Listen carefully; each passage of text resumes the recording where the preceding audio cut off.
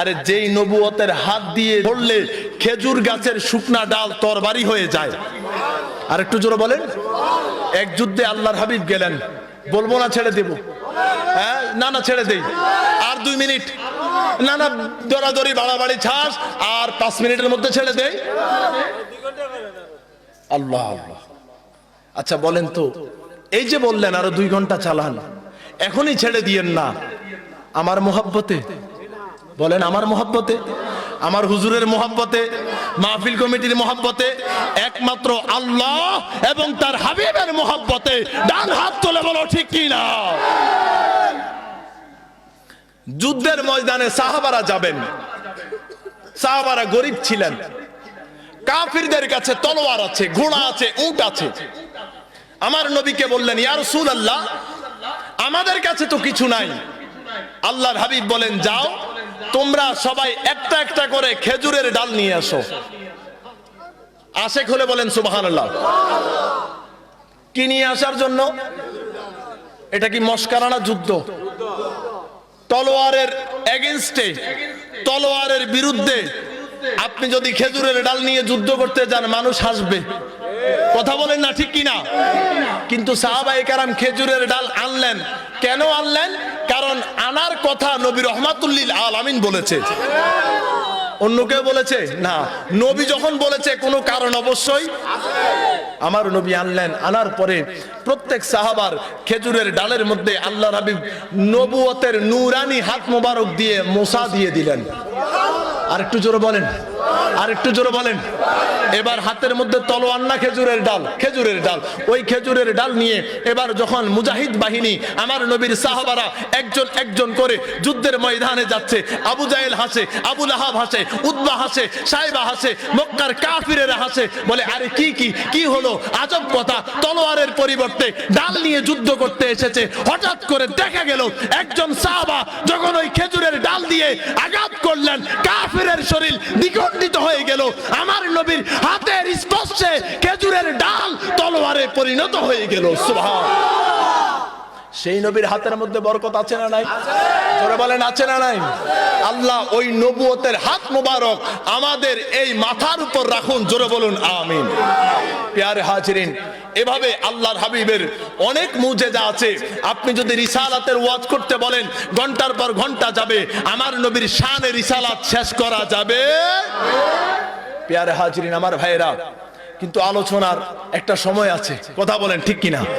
আমাদের আবার সামনে ফজরের নামাজ আছে না নাই? সেটার দিকেও আমাদেরকে খেয়াল রাখতে। আপনি যদি সারা রাত নবী প্রেমের আলোচনা শুনেন, ফজরের নামাজ বাদ দিয়ে দেন, আল্লাহ বলবে এটা আসলে আশিক রাসূল না। কথা বলেন ঠিক কিনা? কারণ নামাজটা ফরজ করেছেন কে? একটু জোরে বলেন আল্লাহ। যেহেতু আল্লাহ তাআলা আমাদের উপর নামাজকে ফরজ করেছেন, সেহেতু 5 ওয়াক্ত নামাজ আমাদের চেষ্টা করা উচিত জামাতের সাথে আদায় করার জন্য। কথা বলেন ঠিক কিনা? কারণ নামাজের একটা শক্তি আছে না নাই? নামাজ আমরা পড়ি মুসল্লার উপরে। বলেন কিসের উপরে? আর একটু জোরে বলেন। আচ্ছা আপনাদের কি মনে হয় মুসল্লার জায় নামাজের শক্তি আছে? আসেনি ভাই? আছে। জায় নামাজের এমন শক্তি, যেই শক্তি দিয়ে বাবা শাহজালাল সুরমা নদী পার হয়েছেন। আমার বাবা শাহজালাল ইয়ামানি যখন সিলেটে আসলেন, গোরগোবিন্দের লোকেরা সমস্ত নৌকাগুলো জ্বালিয়ে দিল, পুড়িয়ে দিল, যাতে বাবা শাহজালাল ইয়ামানি সিলেটে প্রবেশ করতে না পারে। লোকেরা বাবা শাহজালাল মুজাররদ ইয়ামানির কাছে গেল, হুজুর সমস্ত নৌকাগুলো জ্বালিয়ে দেওয়া হয়েছে, আমরা কিভাবে পার হব?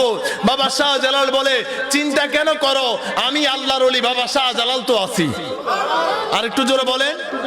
বলে হুজুর কি করব? কয় তোমাদের কাছে কি জায়নামাজ আছে? বলে হ্যাঁ আছে তো। বলে তোমাদের জায়নামাজগুলো নদীর উপর বিছিয়ে দাও।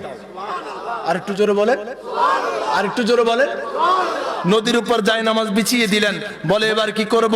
কয় আল্লাহর নাম নাও, আল্লাহর নবীর নাম নাও, আমি শাহজালালকে স্মরণ করে জায়নামাজের বিছানার উপর তোমরা উঠে যাও।